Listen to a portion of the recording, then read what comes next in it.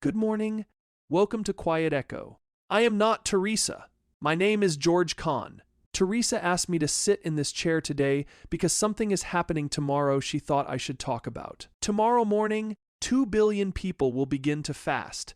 Half of them are Muslim. The other half are Christian. Ramadan and Lent begin on the same day this year, Wednesday, February 18th. Ash Wednesday for the Christians. The first full day of fasting for Muslims around the world. The calendar does not do this often. When it does, I pay attention. In my house, both of those traditions sit at the same kitchen table. Most of you know me.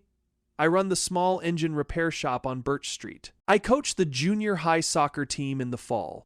I am Muslim. My wife Aisha is Christian. Our twins, Mariam and Trevor, are 10 years old, and they are already asking the kind of questions their parents still wrestle with after bedtime. Last night, Mariam asked me why I stop eating when the sun comes up during Ramadan. I told her it is because God asked me to. And when God asks you to do a hard thing, the hard part is the point. She thought about it. Then she turned to Aisha and asked why Christians put ashes on their foreheads. Aisha told her it is to remember we come from dust and will return to dust, and the time in between belongs to God. Mariam looked at both of us and said, "So you both do hard things to remember God?"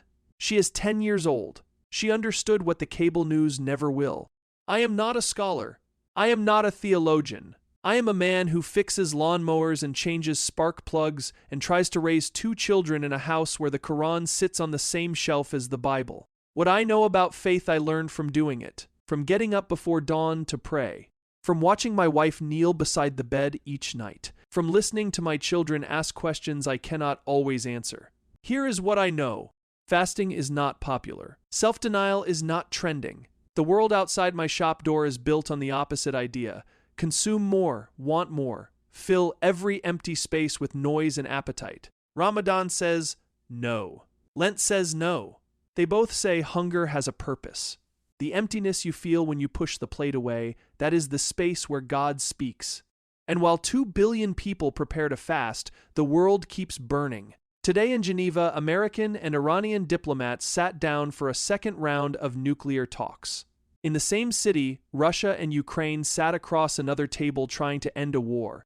A man came into my shop this morning to pick up a chainsaw and asked me if I thought there would be a war with Iran. I told him I did not know, but I told him 2 billion people were about to spend a month on their knees asking God for peace.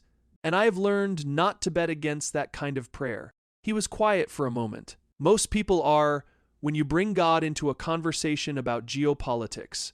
But geopolitics without God is just men in suits arguing over maps. The maps change. The prayers do not. Tomorrow before dawn I will eat my suhoor, a quiet meal in the dark kitchen while the house sleeps. Aisha will go to the early service at Cedar Valley Community Church and come home with a cross of ash on her forehead. The twins will watch both of us. They will learn the lesson no textbook teaches. 2 people can love the same God by different names. They can walk different roads toward the same mercy, and they can sit down at the same table when the sun goes down. Dan Larson stopped by the shop yesterday. He asked me what Ramadan felt like. Not the rules, the feeling. I told him it is like being hungry on purpose, so you remember what matters when you are full. He nodded. Dan is Latter-day Saint.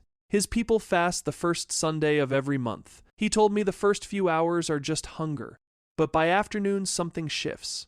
The noise in his head quiets down. He starts praying differently, not asking for things, but listening. He said fasting taught him the difference.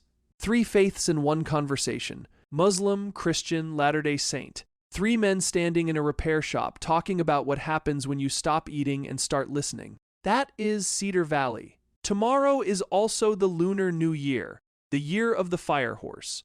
And today is Mardi Gras. 4 ancient traditions landing on the same square of the calendar. 4 different ways of saying the same thing. The old year is over. Deny yourself. Begin again. Here is what I want to leave with you this morning. If you are Christian, begin your Lent with honesty. Give up something real, not something you will barely miss. Give up the thing you reach for when you are trying not to think. Let the empty space remind you who fills it. If you are Muslim, begin your Ramadan with gratitude. The hunger is a gift. It is God clearing the table so you can see what was always underneath. Mercy, patience, the knowledge you are not alone. And if you are neither, or you are not sure, try this. Tomorrow, before your first meal, sit in the quiet for 5 minutes. Do not reach for your phone. Do not turn on the news. Just sit. Ask yourself what you are hungry for. You might be surprised by the answer. Miriam and Trevor will come home from school tomorrow and find their father fasting and their mother wearing ashes.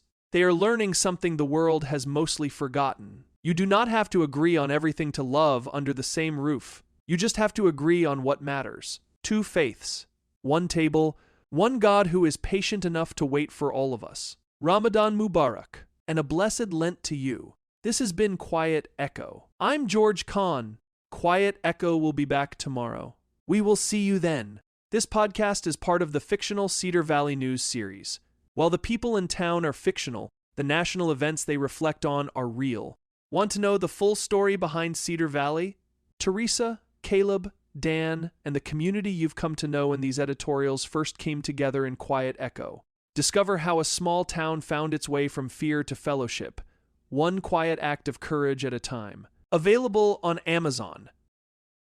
You've been listening to the Cedar Valley News Podcast, where small-town voices meet the headlines shaping our world. From faith and family to front porches and fields. We'll be back with more stories connecting real lives to real events.